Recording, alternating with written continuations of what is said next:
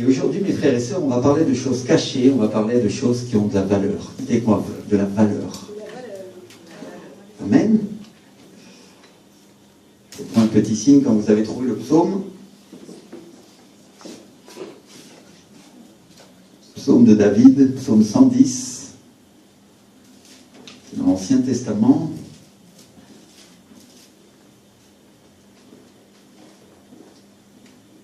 Et donc David, inspiré par le Saint-Esprit, dit « Parole de l'Éternel à mon Seigneur, assieds-toi à ma droite, jusqu'à ce que je fasse de tes ennemis ton marchepied. L'Éternel étendra de Sion le sceptre de ta puissance, domine au milieu de tes ennemis, ton peuple est plein d'ardeur quand tu rassembles ton armée, avec des ornements sacrés, du sein de l'aurore, ta jeunesse vient à toi comme une rosée, l'Éternel l'a juré, et il ne s'en repentira point. Tu es sacrificateur pour toujours, à la manière de Melchisédek. Le Seigneur à ta droite brise des rois au jour de sa colère. Il exerce la justice parmi les nations, tout est plein de cadavres. Il brise des têtes sur toute l'étendue du pays. Il boit au torrent pendant la marche.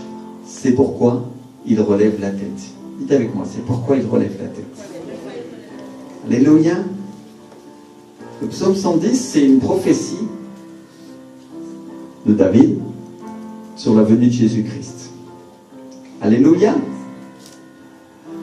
Et il nous parle de comment Jésus vaincra et comment Dieu lui donnera la puissance et aussi comment il va devenir un sacrificateur éternel selon l'ordre de Melchisédek.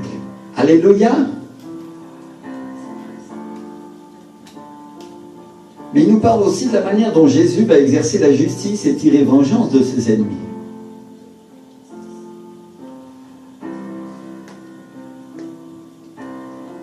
Et Dieu nous dit dans ce psaume, à propos de Jésus, et aussi à propos de nous, il boit au torrent pendant la marche, c'est pourquoi il relève la tête.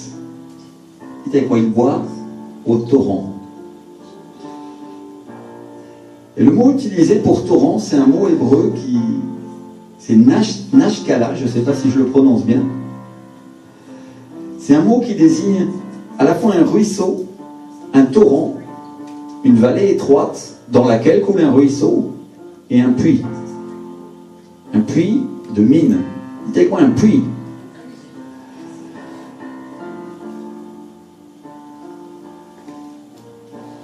Un puits, un torrent, un ruisseau, ça vous rappelle rien?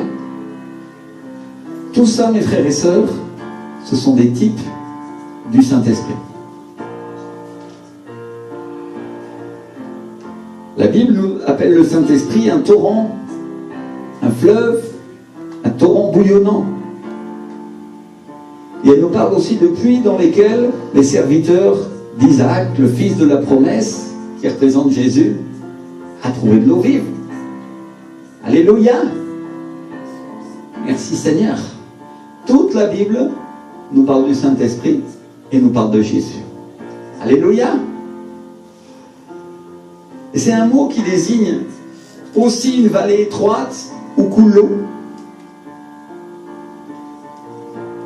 Et ça nous rappelle ces paroles de Jésus qui nous dit « Entrez par la porte étroite ». Parce que large est la porte, spacieux est le chemin qui mène à la perdition. Et il y en a beaucoup qui entrent par là. Mais étroite est la porte, resserré le chemin qui mène à la vie, et il y en a peu qui les trouvent. On trouve ça dans le livre de Matthieu, chapitre 7, versets 13 et 14. Et dans ce passage qui nous parle de la porte étroite, dans ce même livre de Matthieu, juste avant, Jésus nous parle du Saint-Esprit. Et je dis nous parle du Saint-Esprit parce qu'à première vue, quand on lit cette parabole, c'est pas si évident que ça. C'est une parabole qui est en Matthieu 7, verset 7. Et qui dit « Demandez et on vous donnera. Cherchez et vous trouverez. Frappez et on vous ouvrira. Car quiconque demande reçoit, celui qui cherche trouve, et l'on ouvre à celui qui frappe. Lequel de vous donnera une pierre à son fils s'il lui demande du pain, ou s'il demande un poisson, lui donnera-t-il un serpent? à combien plus forte raison votre Père qui est dans les cieux donnera-t-il de bonnes choses à ceux qui le lui demandent? Alléluia. Et si on lit ça, on va dire, ah super, gloire à Dieu, Dieu va nous donner des bonnes choses. Merci Seigneur. Et la plupart du temps, on en reste là. Mais si on connaît les Écritures, si on lit la parole, on va trouver la même parabole dans le livre de Luc.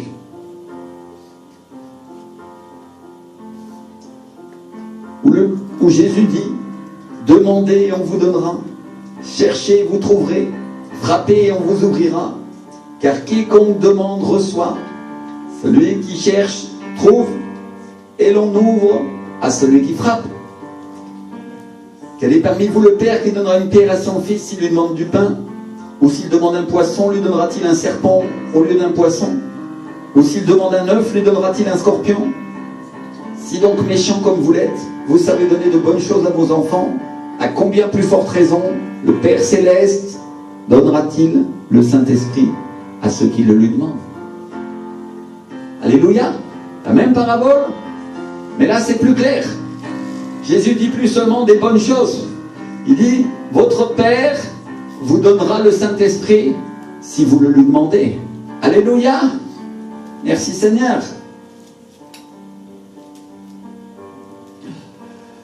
Et à qui est-ce que le Père va donner le Saint-Esprit? À ceux qui le lui demandent. À ceux qui frappent. Ceux qui frappent à la porte. À ceux qui font des efforts pour l'obtenir. Et mes frères et sœurs, ça c'est les deux premières clés pour obtenir du Seigneur. Frappez et on vous ouvrira. Demandez, non? Et on vous donnera. Alléluia. Les deux premières clés pour recevoir l'Esprit, demander et frapper. Merci Seigneur. Et juste après, Jésus nous donne une indication supplémentaire. Une indication que peu de gens mettent en pratique. Parce qu'ils demandent, ils frappent et ils oublient que Jésus a dit ensuite, cherchez. Dites avec moi, cherchez. Cherchez, mon frère, ma soeur, c'est la troisième clé. Cherchez, cherchez tout le temps. Cherchez le Saint-Esprit pendant qu'il est temps. Cherchez-le pendant qu'il est prêt. Cherchez-le pendant qu'il se laisse trouver. C'est quoi, mon frère, ma soeur, la troisième clé? Cherchez. Dis-le avec moi, cherchez. Dis-le encore, parce que je veux que ça reste dans ton cœur. Cherchez. Cherchez. C'est la troisième clé. Et mon frère, ma soeur, je te le dis solennellement aujourd'hui. Cherche la personne du Saint-Esprit pendant qu'il en est encore temps. Cherche Jésus. Et tu vas le trouver.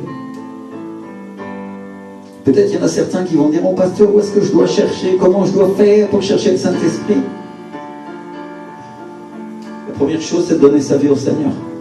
Si tu as accepté Jésus comme ton Seigneur et ton Sauveur, si tu as dit un jour, Seigneur, pardonne mes péchés, je suis pécheur, je t'accepte comme mon Seigneur et mon Sauveur, sois le roi de ma vie, Seigneur.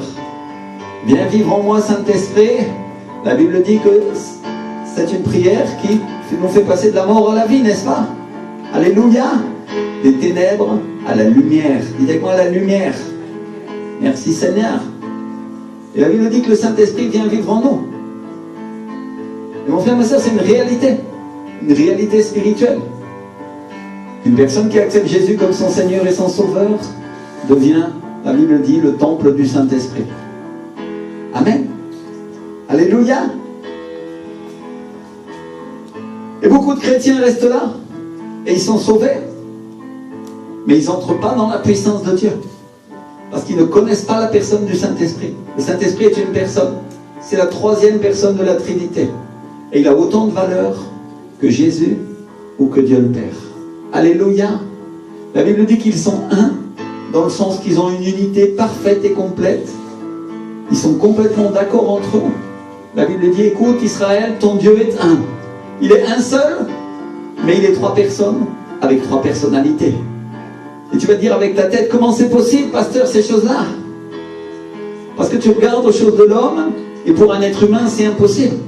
Mais pour Dieu qui est esprit, c'est possible. La Bible nous dit, tout est possible à Dieu, n'est-ce pas? Tout est possible à Dieu, mon frère, ma soeur. Le Saint-Esprit, lui, est partout, en tout lieu, à tout instant. Mais Jésus et Dieu le Père sont au ciel. Alléluia. Et la Bible dit que Jésus s'est assis à la droite du Père.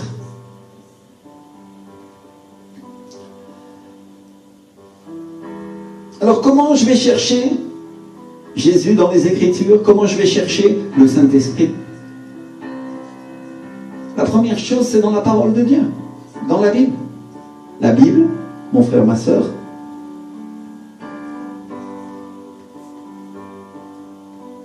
c'est notre manuel. Qu'elle soit papier ou électronique, elle a la même valeur. C'est la parole de Dieu. Dans la Bible, tu vas trouver le Seigneur Jésus et tu vas trouver la personne du Saint-Esprit. Et Dieu va te parler du Père. Alléluia. Merci Seigneur. Qu'est-ce qui dit gloire à Dieu pour ça? Alléluia. Merci Seigneur.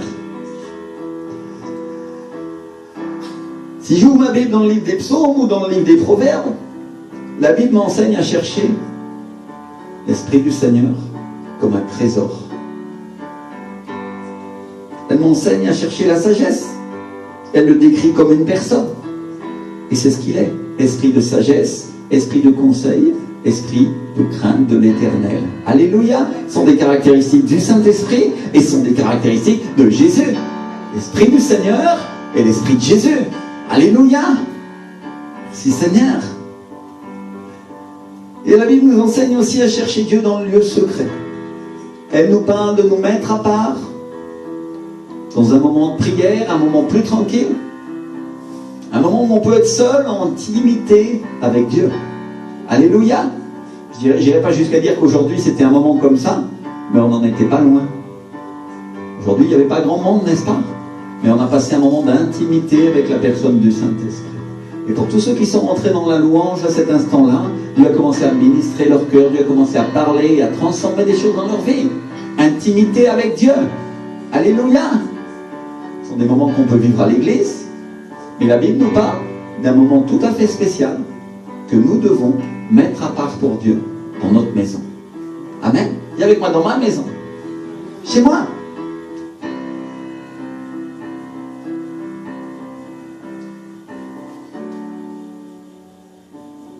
C'est un moment où le Seigneur va pouvoir nous parler. Jésus nous l'a dit. Quand tu pries, entre dans ta chambre, ferme ta porte et prie ton Père qui est là dans le lieu secret. Alléluia. Et ton Père qui voit dans le secret te le rendra. Alors Jésus nous a dit quoi? Entre dans ta chambre et ferme ta porte. À quoi ça sert de fermer la porte? Être tout seul. Tout seul avec la personne avec qui on veut parler. Peut-être certains ils vont se dire, oh, qu'est-ce que je vais faire dans ma chambre tout seul en train de parler à Dieu? Et c'est ça la difficulté. Parce que c'est facile de parler avec une personne qu'on voit. Mais c'est plus difficile de parler avec une personne qu'on ne voit pas, n'est-ce pas? Mais pourtant, laisse-moi te dire une chose, mon frère, ma soeur, la nuit, pour ceux qui sont mariés, quand il fait noir, et que tu parles avec ton conjoint, est-ce que tu le vois? Et pourtant, tu sais qu'il est là, n'est-ce pas? Et je vais te dire plus que ça, même s'il ne te répond pas à ce moment-là, tu sais qu'il est là. Pourquoi? Parce que tu sens sa présence. Alléluia, c'est simple. Et avec l'Esprit de Dieu, c'est la même chose. Nous savons qu'il est là quand nous sentons sa présence. Amen.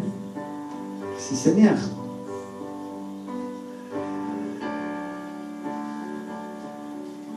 Bien sûr, nos yeux naturels ne le voient pas. La plupart du temps. Pourquoi je dis la plupart du temps? Parce que des fois, Dieu, oui, permet qu'on le voit.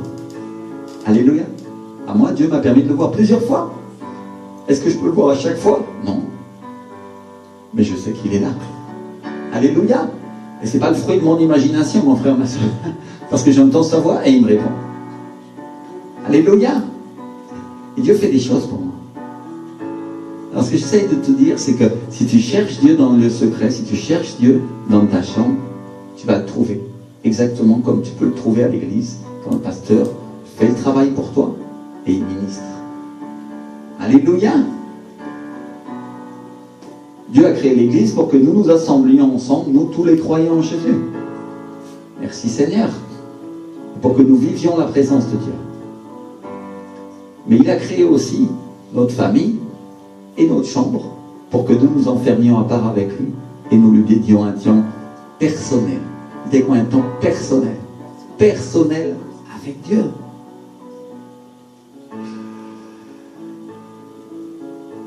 Et peut-être certains au début ne vont pas faire une expérience aussi forte que celle dont je suis en train de parler. Mais je voudrais vous parler d'une expérience qu'ont fait des disciples quand Jésus a été crucifié et qu'il a été mis au tombeau. Ils marchaient sur le chemin d'Emmaüs, ils croyaient tous qu'il était mort. Et la Bible dit que Jésus marchait à leur côté et il était en train de leur expliquer les Écritures. Et à un moment, le soir, ils se sont mis à table avec lui, il a brisé le pain et à ce moment-là, leurs yeux se sont ouverts et ils l'ont reconnu. Et la Bible dit que à ce moment-là, l'Esprit du Seigneur a enlevé Jésus devant leurs yeux. Hop, il est parti. Et ils se sont dit l'un à l'autre, est-ce que notre cœur ne brûlait pas à l'intérieur de nous pendant qu'il nous expliquait les Écritures? Et mon frère, ma soeur, quand tu lis la parole de Dieu et que Dieu est en train de te parler, ton cœur brûle à l'intérieur de toi et tu sais que ce verset que tu es en train de lire, c'est pour toi. Alléluia. Ça, c'est la première manière dont Dieu va te parler, la plus simple quand tu viens de naître de nouveau. Et il continuera de parler avec cette manière toute ta vie chrétienne. Mais il y a plusieurs autres manières.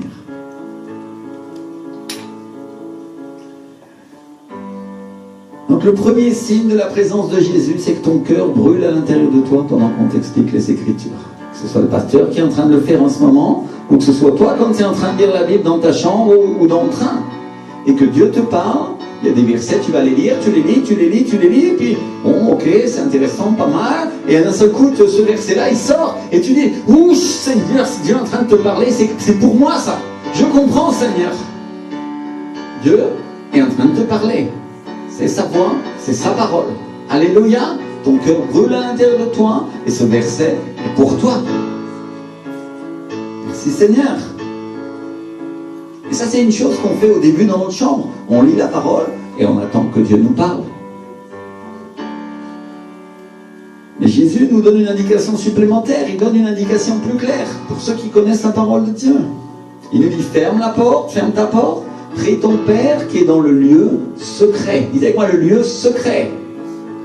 Et ton Père qui voit dans le secret te le rendra. Alors, la question c'est, où est-ce que se trouve le Père? Il est où? Dans le secret. Le mot grec utilisé pour secret, c'est le mot kryptos, qui veut dire dans le secret ou caché. Dis avec moi, caché. Le dictionnaire biblique Vinet, il nous dit qu'on devrait traduire ce mot par à l'intérieur, caché à l'intérieur. Et la Bible nous parle du temple qui contenait 3 lieux séparés. La cour extérieure qui était l'endroit où le peuple s'assemblait pour faire du bruit, pour chanter de la louange à Dieu. Et le lieu saint qui était l'endroit où les sacrificateurs entraient pour faire le service au Seigneur, pour amener les sacrifices, les offrandes, pour apporter l'encens qui est un symbole des prières. Un parfum de bonne odeur pour le Seigneur. Et il y avait un 3e endroit. Dites-moi, un 3e endroit. C'est un endroit où le grand prêtre, à l'époque, pouvait rentrer qu'une seule fois l'année après s'être sanctifié. Un endroit qui était caché par un voile et par un rideau. Un endroit où il y avait l'arche d'alliance. Un endroit où la présence de Dieu se tenait, où la présence du Saint-Esprit vivait à l'intérieur. Un endroit que la Bible appelle aussi le secret. Dites avec moi le secret. Le lieu très saint. Pourquoi? Parce que c'est un endroit où Dieu se tient. Et la Bible dit qu'à l'époque, dans l'Ancien Testament, sous la loi de Moïse, le sacrificateur ne pouvait rentrer qu'une fois l'année dans ce lieu très saint. Et il devait se préparer, il devait se nettoyer, faire des ablutions, se tremper les pieds et les mains dans l'eau. C'était une représentation de comment il allait devoir être saint, il devait être lavé, n'est-ce pas? De tous ses péchés, de tous ses problèmes, de toutes ses difficultés. Et la Bible dit que s'il rentrait dans ce lieu sans être lavé, il pouvait mourir. Alors on accrochait une corde autour de la personne, et il avait une sorte de grelot, et si on n'entendait plus, on tirait son corps mort dehors. Parce que dans la présence de Dieu, personne ne pouvait se tenir. Les gloires soient rendues à Jésus-Christ de Nazareth, qui a déchiré le voile du temple en mourant à la croix pour nos péchés, pour que nous soyons lavés continuellement et purifiés par le sang de Jésus. Et la Bible dit que nous avons libre accès au sanctuaire, libre accès au temple de Dieu, à cause du sacrifice de Jésus pour nos péchés. Pour toute personne qui accepte Jésus comme son Seigneur et son Sauveur, il a accès au temple de Dieu, il a accès au lieu très saint. Alléluia, il a accès à la présence du Saint-Esprit. Et mon frère, ma soeur, au travers de la présence du Saint-Esprit, tu veux savoir quoi? Il a accès au Père. Alléluia, merci Seigneur. Par la foi et non pas par les œuvres. Merci Seigneur. C'est pas parce que ce que je fais qui me rend bon, mais simplement parce que ce que Jésus a fait pour moi et parce que je le crois, la Bible dit qu'il me rend juste, il me justifie. Alléluia. Merci Seigneur. Donc ça nous fait que l'on n'a aucun motif pour s'enorgueillir nous-mêmes, puisque nous ne le méritons pas. Ça s'appelle la grâce. Pure grâce pour notre vie. Alléluia. Je ne méritais pas, mais Jésus est mort pour moi. Il est mort à la croix, il est ressuscité au 3e jour, et le 3e jour, la Bible dit que la terre a tremblé, les tombeaux sont ouverts, les morts se sont relevés, annonçant la résurrection à venir et le jugement qui viendra, et le voile du temple s'est déchiré. Alléluia. Et le voile du temple, c'est le symbole de la séparation entre le lieu très saint et le lieu saint. C'est le symbole de ce qui n'était pas accessible aux hommes, ce qui était caché est devenu ouvert et possible d'accès pour celui qui croit en Jésus-Christ. Alléluia. Merci Seigneur. Et donc la Bible nous parle d'entrer dans ce lieu secret, elle nous parle de cet endroit d'adoration, elle nous parle d'entrer dans un lieu intime de la présence avec Dieu.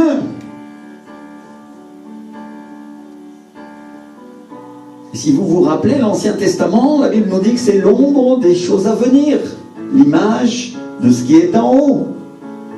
D'abord une tente, qui était la tente de la rencontre, que Dieu a ordonné à Moïse de construire. Et puis ensuite un temple fait par Salomon et reconstruit par Hérode. Et à chaque fois, 3 lieux. Dites avec moi, 3 lieux. Un parvis extérieur, un lieu saint et un lieu très saint. Merci Seigneur. Où on mettait l'arche d'alliance, et c'était l'endroit le plus sacré du temple.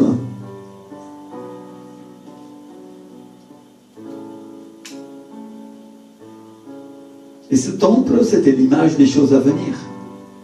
Aujourd'hui, nous sommes un temple à 2 bras, à 2 pieds, à 2 oreilles, à 2 yeux, dans lequel l'Esprit du Seigneur vient habiter dans le secret, dans le lieu très saint, à l'intérieur de toi. Il y avait quoi? À l'intérieur de moi. Alléluia. Est-ce que vous comprenez la grâce que Jésus nous a fait? Que Dieu Tout-Puissant, celui qui a créé le ciel, la terre, la mer et l'univers, a la possibilité de venir habiter en toi. Parce que le sang de Jésus purifie constamment de tous tes péchés. Amen. Merci Seigneur.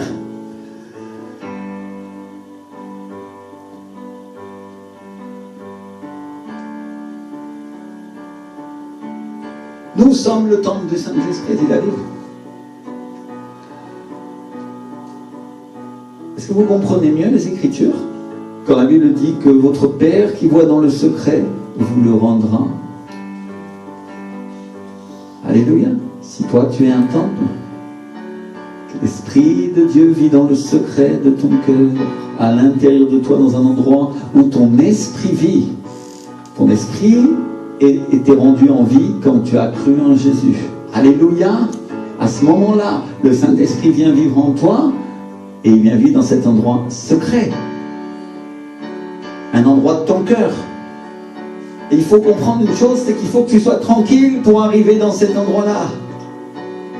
Parce que c'est à l'intérieur de toi. Et quand il y a du bruit, quand tu es occupé avec les choses de la vie et les choses du monde, je ne dis pas que c'est impossible d'y rentrer, mais je dis que c'est plus facile quand tu es tranquille, n'est-ce pas?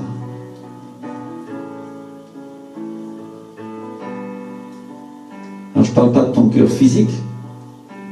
La Bible ne nous parle pas de l'organe. On parle d'un lieu spirituel à l'intérieur de nous, où se trouve notre esprit, et à côté duquel le Saint-Esprit vient habiter. J'aime bien cette phrase qui a été donnée par un philosophe chrétien. Je ne suis pas du tout pour les philosophes, et vous le savez. Et vous savez pourquoi? Mais je crois que cet homme-là avait compris beaucoup de choses, et je crois que ça explique bien ce que je veux expliquer aujourd'hui. Cet homme, c'est Blaise Pascal, et il a dit, il y a dans le cœur de chaque homme un vide en forme de Dieu. Alléluia, merci Seigneur. Et il dit que dans ce vide, rien de ce qui a été créé ne peut le remplir, sauf par le Créateur qui s'est fait connaître par Jésus. Blaise Pascal, tout mathématicien, tout philosophe qu'il était, tout physicien qu'il était, tout homme de l'intelligence qu'il pouvait être, a reconnu que l'Esprit de Dieu seulement pouvait habiter en lui et remplir ce vide. Alléluia! Merci Seigneur. Je me souviens d'une jeune femme qui était là dimanche dernier, l'église était pleine, les vacances n'avaient pas commencé, et qui a dit, je m'étais éloigné du Seigneur et je me sentais tellement vide. Et elle pleurait, et elle pleurait, et elle pleurait, et elle pleurait, et elle pleurait, mais elle est partie dans la joie. Alléluia! Parce qu'elle a cru en Jésus tout simplement. Et qu'est-ce qui s'est passé? L'Esprit du Seigneur est venu habiter en elle, et la joie de son salut a commencé à rentrer dans sa vie. Merci Seigneur. Et je crois que Blaise Pascal, quand il a dit ça, je ne sais pas s'il était vraiment conscient de ce qu'il disait, mais en tout cas, il ne croyait pas si bien dire. Vous savez que des fois, on dit des choses malgré nous-mêmes.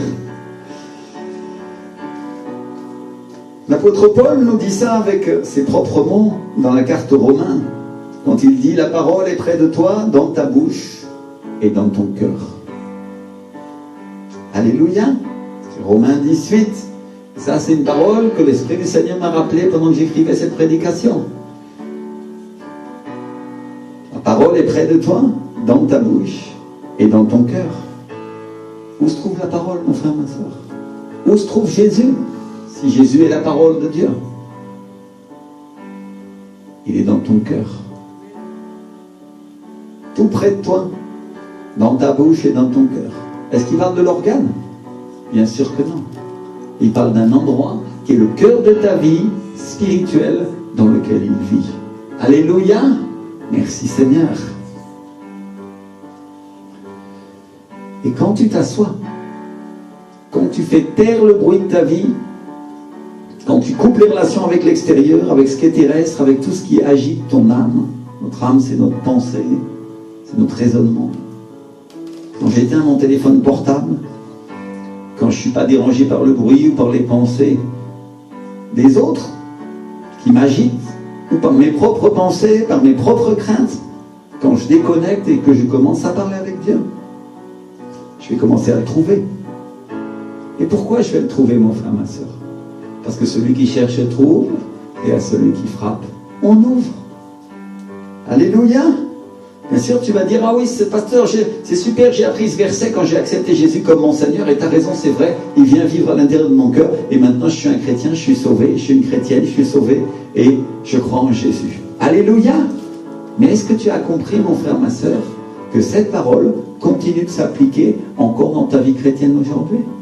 Celui qui cherche trouve, et celui qui frappe, on lui ouvre. Oh oui, tu as trouvé Jésus, mais est-ce que tu le connais? Est-ce que tu es rempli de son Saint-Esprit?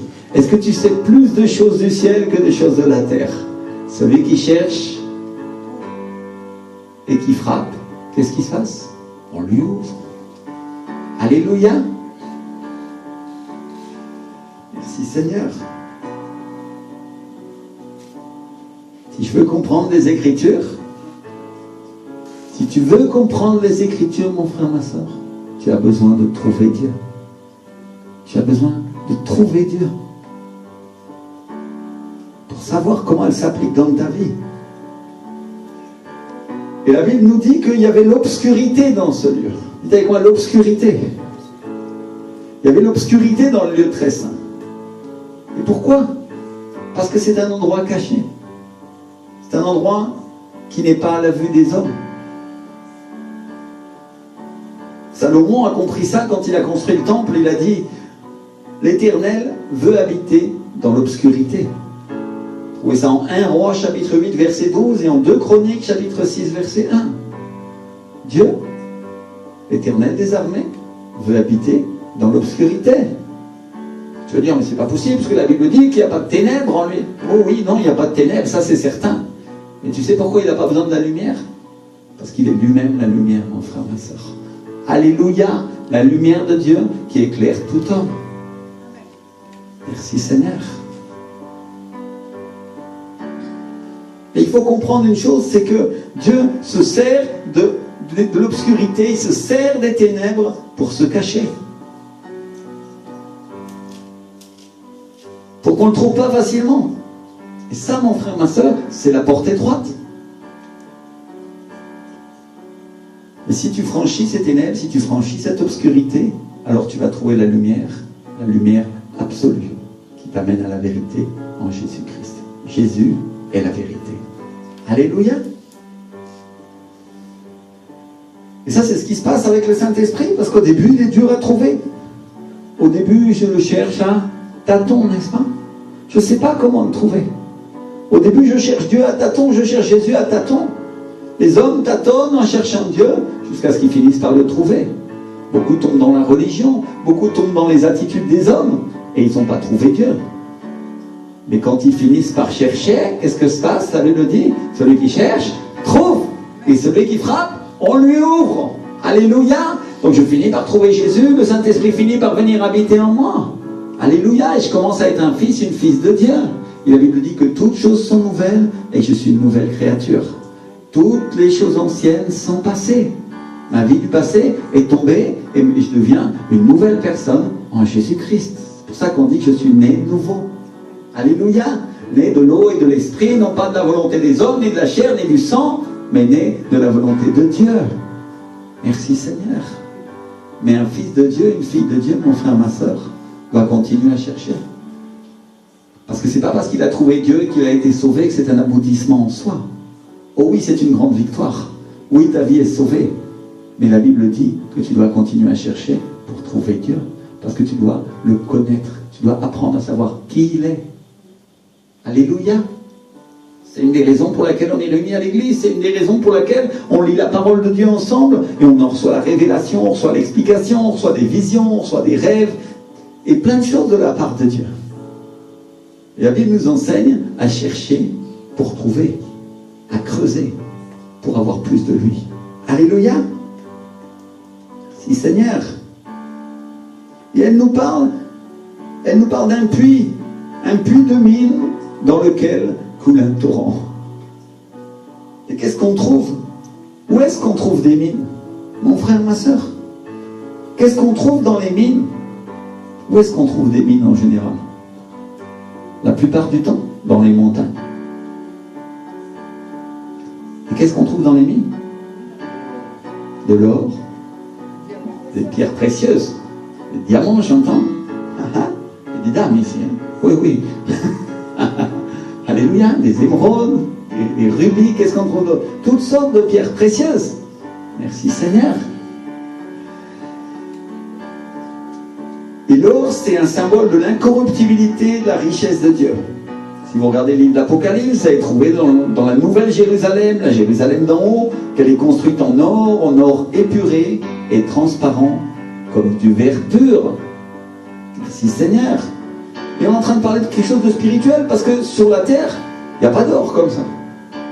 L'or que tu connais est doré, il est beau, mais ce n'est pas de l'or comme la Bible nous parle. Elle nous parle d'un or transparent comme du verre. Symbole de la richesse, de l'incorruptibilité du royaume de Dieu.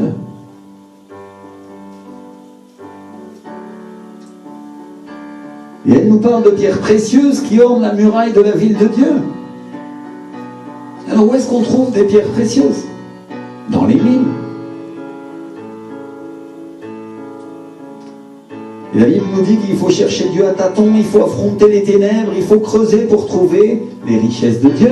Dites avec moi, creuser. Creuser. Ici, nous sommes des mineurs, nous sommes des gens qui creusent la parole de Dieu pour recevoir la révélation et pour recevoir plus du Seigneur. Alléluia. Merci Seigneur. Alors regardez, écoutez bien pour ceux qui aiment les révélations. La Bible nous parle de Job. Job qui était quelqu'un qui cherchait Dieu tous les jours. Job qui est connu pour les épreuves, les difficultés que Dieu lui a permis de vivre, n'est-ce pas? La Bible dit que c'était un homme intègre qui craignait Dieu et qui se détournait du mal. Elle nous parle d'un homme qui se levait tôt tous les matins, qui offrait des sacrifices à Dieu pour ses enfants au cas où ils auraient péché. On parle d'un homme fidèle, on parle d'un homme qui passait du temps avec le Seigneur, on parle d'un homme qui enseignait les gens. La Bible nous enseigne dans le livre de Job que Job était un enseignant de la parole. Il était quelqu'un qui donnait des conseils spirituels, comme un pasteur peut donner des conseils à son église. Des choses pour aider les gens à obéir à la parole de Dieu. Il avait la sagesse, il avait la révélation, il avait la connaissance, il avait la bénédiction avec lui. Job était un homme de Dieu. Est un homme de Dieu. Et regardez ce que nous dit Job au chapitre 28. On a vu ensemble que Job avait été accusé par le diable et que le diable lui avait donné une maladie parce que Dieu avait permis et qu'il avait commencé à être vraiment dans une épreuve où ses amis ont commencé même à lui faire la leçon, à lui faire la morale et à voir que finalement il n'était pas un chrétien comme il devrait être, n'est-ce pas? On pourrait dire, ou un juif comme il devrait être. Et Job, au chapitre 28, comme on va parler ensemble, est en train de se défendre.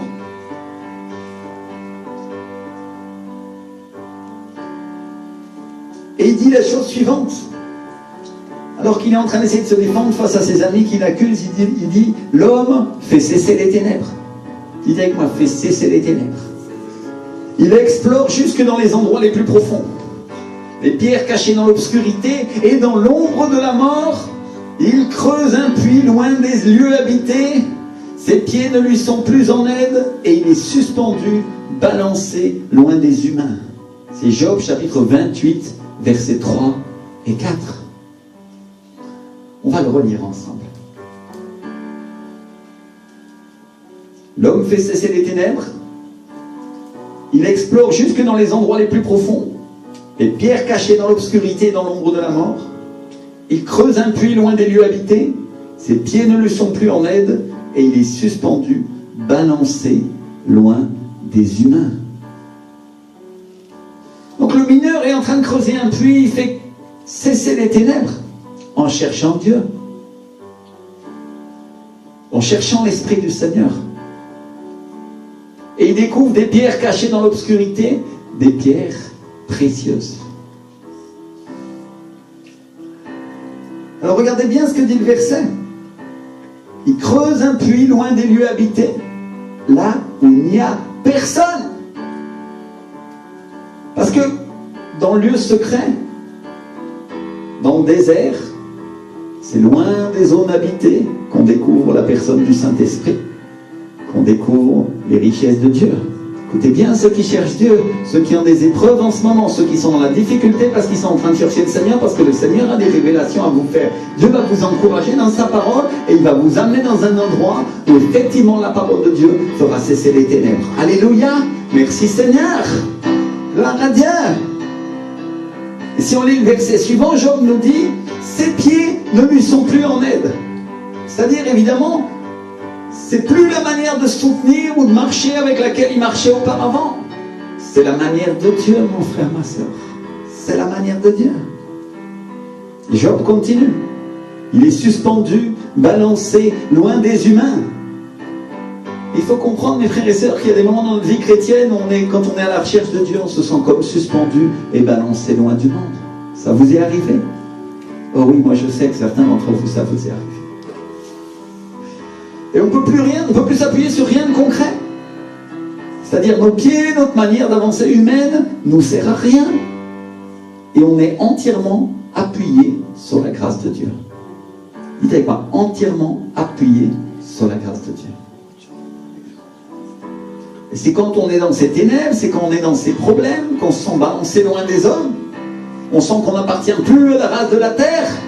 Et on dit, Seigneur, quelle galère, quelle difficulté, non? Parce qu'en réalité, nous sommes à la recherche du Dieu très haut. Alléluia. On cherche les trésors qu'il nous a laissés. Et maintenant, je voudrais parler aux personnes spirituelles, aux personnes qui cherchent Dieu. Écoutez bien. Parfois, ce sont les pires moments de difficulté que nous n'avons jamais vécus dans notre vie. Des moments où on peut s'appuyer que sur Dieu et où aucun humain, écoute-moi bien mon frère, ma soeur, aucun être humain ne peut te venir en aide à ce moment-là. Pourquoi? Parce que ça veut dire que tu es entré dans le filon de Dieu. Tu es entré dans un endroit où l'Esprit du Seigneur est en train d'agir et il veut t'apprendre à ce que tu ne t'appuies que sur lui.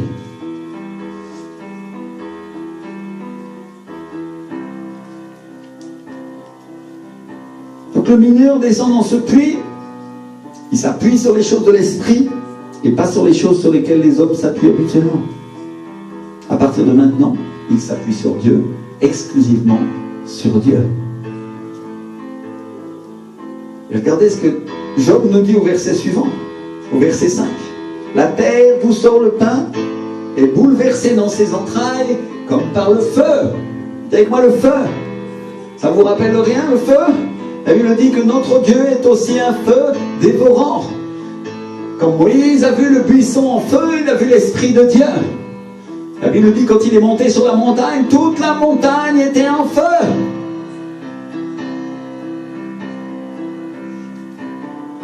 Le feu, c'est un type du Saint-Esprit. Donc le mineur descend. Il fait des efforts. Il prend des risques parce qu'il veut trouver les richesses de Dieu. Et quand il est balancé loin des hommes, quand il s'appuie sur les choses de l'Esprit parce qu'il ne peut plus marcher avec sa manière de marcher terrestre, il voit, qu'est-ce qu'il voit mon frère, ma soeur? Il voit le feu. Et qu'est-ce qu'on a dit quand on voit le feu? Qu'est-ce qui se passe quand on voit le feu? Dieu est sur le point de changer toutes les choses. Toutes les choses de la terre sont sur le point de changer quand on voit le feu. Le verset de Job nous donne cette révélation, nous dit, est bouleversé dans ses entrailles comme par le feu. Qui a la puissance de faire tomber les montagnes? Qui a la puissance de mettre la terre à l'envers et sans dessus-dessous, sinon Dieu? Son esprit, mon frère, ma soeur, a la puissance de transformer absolument toutes choses. Et c'est une parabole double. Parce qu'elle nous parle à la fois de la manière dont Dieu façonne les entrailles de la terre, elle nous parle des mouvements géologiques. Je regrette que mon papa n'est pas là parce qu'il est géologue. Il pourrait vous dire que ça, c'est exactement la manière dont Dieu forme les pierres précieuses. Mon frère, ma soeur, avant que les géologues naissent, Job, inspiré par l'Esprit de Dieu, connaissait la géologie. Mais il y a une autre chose cachée à l'intérieur de cette parole. C'est ça qui est intéressant, que la Bible est vivante, n'est-ce pas? Alléluia! À l'intérieur de cette parole, Dieu nous parle d'un voyage intérieur avec Dieu. Il nous donne une révélation sur la manière dont nous devons le chercher. Il nous donne une explication de la manière dont il cache ses richesses dans les profondeurs de la terre et comment nous, on doit creuser et prendre des risques pour le trouver. Et où est-ce que Dieu cache ses richesses, mes frères et sœurs? Dans des lieux inconnus, cachés loin des humains.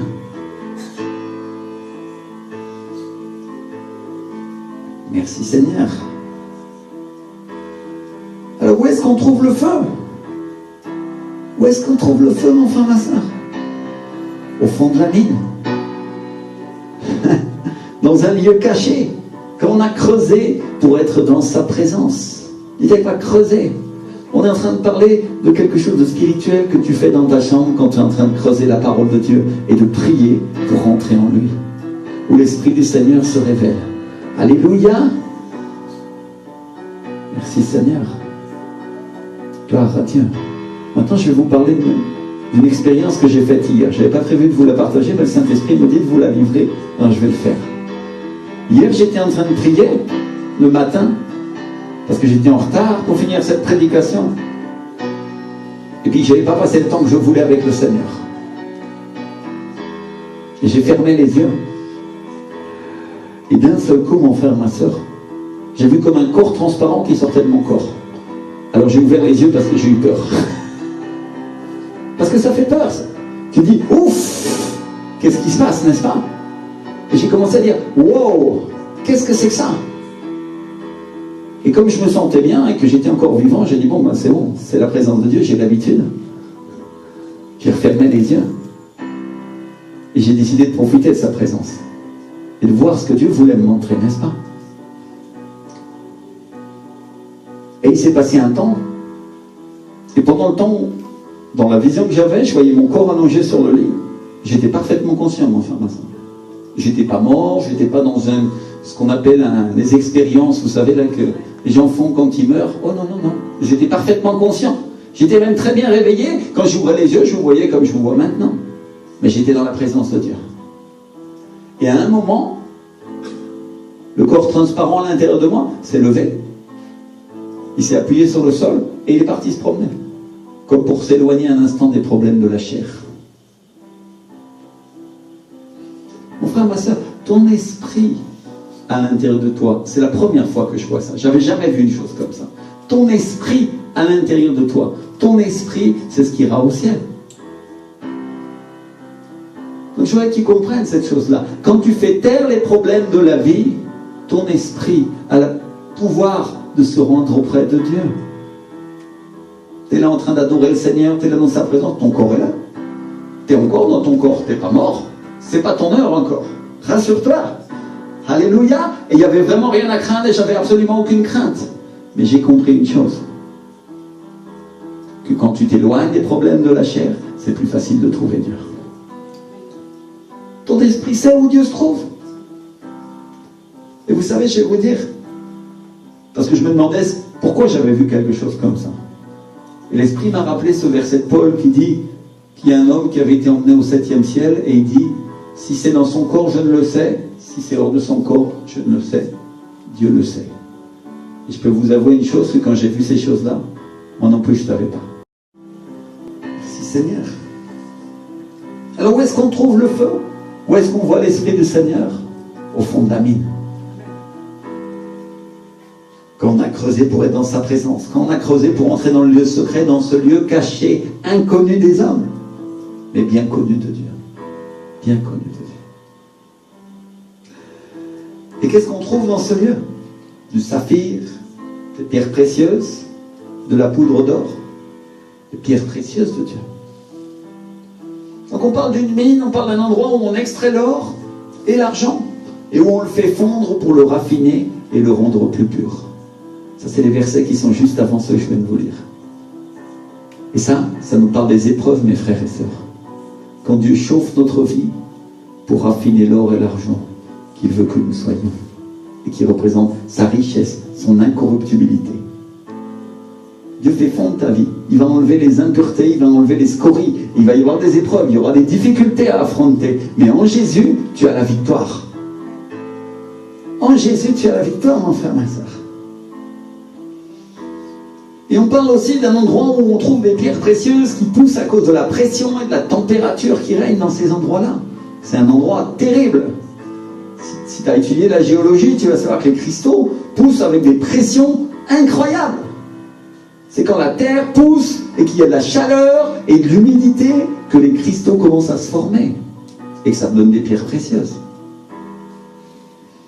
Et au verset suivant, au verset 7, Job dit la chose suivante. Il dit, l'oiseau de proie n'en connaît pas le sentier, l'œil du vautour ne l'a point aperçu. L'oiseau de proie, le rapace, c'est des prédateurs. Dieu est en train de nous parler, il nous dit, le voleur, le diable, les anges méchants, les démons ne savent pas où se trouvent ces richesses. Elles lui sont cachées, elles lui sont inaccessibles.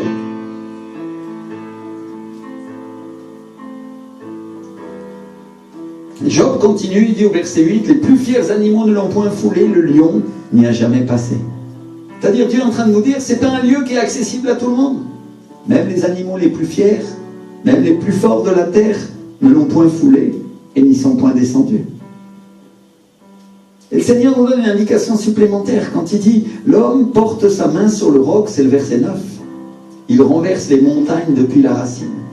Quand il dit, il porte sa main sur le roc, il parle de Jésus. Jésus est le rocher des temps. Alléluia!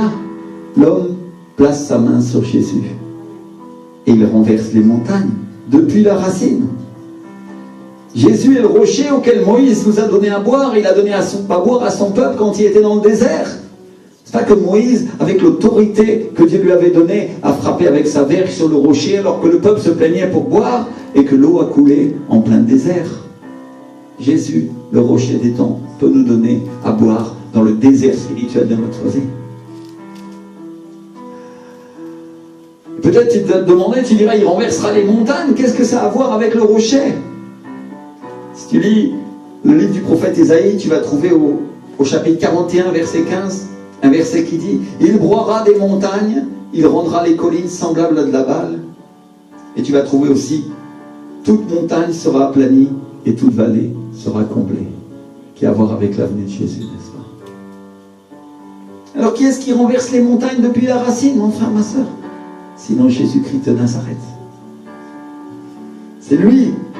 Quand l'homme porte sa main sur le rocher qu'est Jésus, il renverse les montagnes et il renverse les problèmes qui s'élèvent devant lui.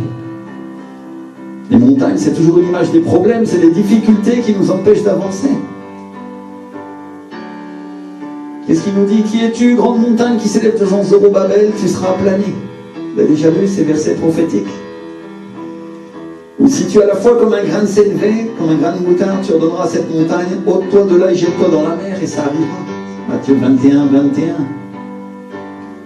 Alors comment ça arrive ces choses-là? Comment ça se produit? Le fait que Dieu aplanisse tes problèmes, ou que tu ordonnes à la montagne de tes problèmes de jeter dans la mer, comment ça se produit? Quand tu creuses pour trouver Jésus, quand tu portes ta main sur le rocher qu'est Jésus, qu'est-ce qui se passe? Le Seigneur commence à agir pour ta vie. La bénédiction commence à venir. Et ça arrive par la foi en Jésus et par la foi en sa parole. Merci Seigneur. Job continue en parlant de nous au verset 10. Il dit, il ouvre des tranchées dans les rochers et son œil contemple tout ce qu'il y a de précieux. Vous savez ce qui se passe quand on creuse une tranchée dans une montagne, mon frère, ma soeur? Alors les choses cachées commencent à apparaître. Et on contemple toutes les choses qui étaient inaccessibles aux gens qui marchaient sur la terre. C'est vrai dans le naturel et c'est vrai dans le spirituel. Donc les choses cachées, les richesses de Dieu se contemplent quand on traverse des problèmes, quand on traverse des difficultés. C'est là que les choses apparaissent, c'est quand tout va mal, c'est pas quand tout va bien. C'est quand tes pieds sont balancés loin des autres. Et ça commence, ton salut commence quand tu commences à avoir des problèmes et tu commences à chercher Jésus. Ça m'est arrivé. Et tu commences à découvrir la pierre cachée, la pierre angulaire, le rocher des temps, Jésus-Christ de Nazareth. Tu l'acceptes et son esprit vient vivre en toi. Mais ça, mon frère, ma soeur, ce n'est que le commencement. Parce qu'après, dans les problèmes, dans les difficultés que tu vas affronter, Dieu va te faire grandir. Et si tu es un chercheur de Dieu, si tu es quelqu'un qui cherche et qui creuse dans la mine pour connaître le Seigneur, alors Dieu va commencer à découvrir tous les rochers qui cachaient les merveilles de Dieu pour ta vie. Si, Seigneur. Job continue à nous donner des détails. Au verset 11, il dit, il arrête l'écoulement des eaux. Mon frère, ma soeur, il arrête l'écoulement des eaux du monde. Il produit à la lumière ce qui est caché. Vous savez, quand j'ai lu ça, le Saint-Esprit m'a donné une révélation. Il arrête l'écoulement des eaux du monde. Oh, bien sûr, dans un sens naturel, il est en train de parler de la manière dont les mineurs assèchent les galeries et des efforts qu'ils font pour mettre à jour les cristaux, pour pouvoir entrer dans ces lieux parce qu'ils sont partis submergés. Mais mes frères et sœurs, quand tu arrêtes l'écoulement des eaux du monde dans ta vie, alors Dieu va mettre en lumière tout ce qui est caché. C'est là que tu vas découvrir un trésor, le trésor de Dieu. Le Saint-Esprit, il est le trésor de Dieu. Donc le Seigneur nous parle de nous mettre à part pour lui. Il parle de ne plus permettre aux eaux du monde d'inonder notre vie, Il parle de dévier les eaux sales qui viennent corrompre et salir les canaux de notre cœur. Il nous parle de les fermer pour que les problèmes qui sont charriés par les eaux du monde ne nous atteignent plus. Et mon frère, ma soeur, je veux te dire la chose suivante, ne les permets plus et tu découvriras les richesses cachées de Dieu. Alléluia. Et donc ces richesses qui sont cachées aux yeux des hommes vont commencer à apparaître. Et des choses qu'on ne peut obtenir qu'en Dieu, exclusivement en Dieu. Si on regarde ce mot Nashkal, dont on a parlé tout à l'heure, qui nous parle du puits, de la rivière, du torrent, on va se rendre compte que c'est un mot qui vient du mot Najal, qui veut dire hériter, recevoir en possession et prendre en possession. Donc le Saint-Esprit, qui est un torrent, qui est un fleuve, qui est un puits de mine qu'on trouve en creusant, et on le reçoit en possession, c'est-à-dire on hérite de lui. Alléluia. Dites avec moi, c'est un puits dont on va prendre possession. Et l'apôtre Paul, dans le livre d'Éphésiens, il nous parle du Saint-Esprit qui nous a été donné, et il dit en lui, c'est-à-dire en Jésus, vous aussi, après avoir entendu la parole de la vérité, l'évangile de votre salut, en lui vous avez cru et vous avez été scellés du Saint-Esprit qui avait été promis, lequel est un gage de notre héritage pour la rédemption de ceux que Dieu s'est acquis à la louange de sa gloire. C'est Éphésiens 1, versets 13 et 14. Il est un gage de quoi? De notre héritage. C'est-à-dire le Saint-Esprit, l'Esprit de la promesse nous a été promis par le Père, mais il est aussi la garantie de ce que nous allons avoir, de ce que nous allons avoir au ciel. Donc je ne sais pas si vous comprenez, mes frères et sœurs. La Bible nous dit qu'il nous a donné les arts de l'Esprit, c'est-à-dire il nous a donné une partie des choses de l'Esprit. Et la Bible dit aussi que Dieu nous a donné le Saint-Esprit avec mesure, c'est-à-dire une part. Et je ne sais pas si vous comprenez que si je reçois une partie de quelque chose, et en l'occurrence il s'agit de quelqu'un, ça veut dire que je recevrai ensuite l'autre partie, n'est-ce pas? Est-ce que vous l'aviez vu comme ça? Est-ce que vous comprenez que le Saint-Esprit est notre héritage? Il n'est pas seulement celui qui garantit notre héritage, il est notre héritage. Mon frère, ma soeur, quand tu cherches l'Esprit du Seigneur, l'Esprit du Dieu vivant, il est ton héritage. Il est celui que Jésus a laissé, celui que le Père a promis sur la terre pour que tu connaisses Dieu. Mais il y a une chose qu'on doit savoir. Une dernière chose à savoir. C'est que chaque fois que Dieu nous donne quelque chose en héritage, il faut quoi? Il faut le conquérir. C'est quoi le conquérir? Si on regarde le dictionnaire biblique Vine, il nous dit que dans la majorité des cas où le verbe najal est utilisé dans l'Ancien Testament, il s'agit plus de posséder, prendre en possession, que d'hériter sans rien avoir à faire. Un des meilleurs exemples, c'est Moïse, quand Dieu lui dit « Je vais te donner cette terre en héritage », quand il nous parle de la terre de Canaan, il nous parle de la terre promise, il est en train de nous dire « Je vais te donner cette terre en possession, et tu vas en prendre possession, mais il va falloir la conquérir. » En Exode 23:30, il lui dit « Je chasserai peu à peu tes ennemis loin de ta face, jusqu'à ce que tu augmentes en nombre, et que tu puisses prendre possession du pays. » Dis avec moi, prendre possession. Prendre possession, il s'agit de conquérir. Dis avec moi, conquérir. Conquérir. Parce que c'est ton héritage, il est ton héritage, et tu dois le conquérir. C'est ça que le Seigneur est en train de te dire, tu dois conquérir le cœur de Dieu, tu dois conquérir le Saint-Esprit, et il faut le chercher pour ça, il faut creuser pour ça, il faut frapper pour ça.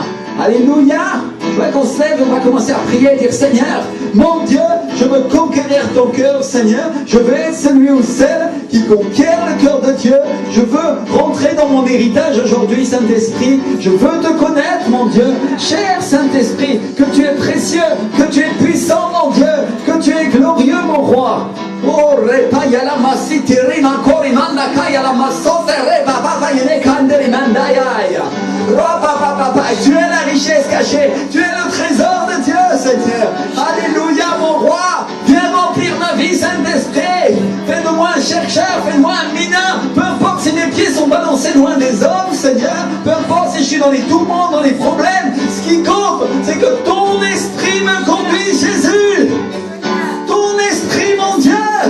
Oh, repaya la mando, corimanda kamate, kore barima, koremanda kamase, te ribaba basinta. Roba yene me kesaya la mamashi, korebata nakanakataya. Plus du Saint-Esprit, commence à prier, commence à prier, commence à prier. Et dis-lui, Seigneur, utilise-moi, Seigneur, bénis-moi, Seigneur, remplis-moi de ton Saint-Esprit, Seigneur, aujourd'hui, Seigneur. Seigneur, aide-moi à creuser avec ce mineur, cette mineure qui creuse dans ta parole. Aide-moi à connaître Jésus. Je suis ami de Dieu. Je suis ami de Dieu. Il m'a choisi. Alléluia. Seigneur vous bénisse. Passez un bon dimanche. Profitez des vacances. On sera là dimanche prochain. Et puis on espère que d'autres vont revenir. Ils vont nous accompagner dans ce culte parce que plus on est nombreux et plus la présence de Dieu se manifeste, n'est-ce pas? Alléluia. Seigneur, nous t'exaltons. Seigneur, nous glorifions ton saint nom. Et on te remet cette semaine, mon Dieu. Au nom de Jésus de Nazareth. Amen. Et le peuple de Dieu dit Amen. Amen. Alléluia. Soyez bénis.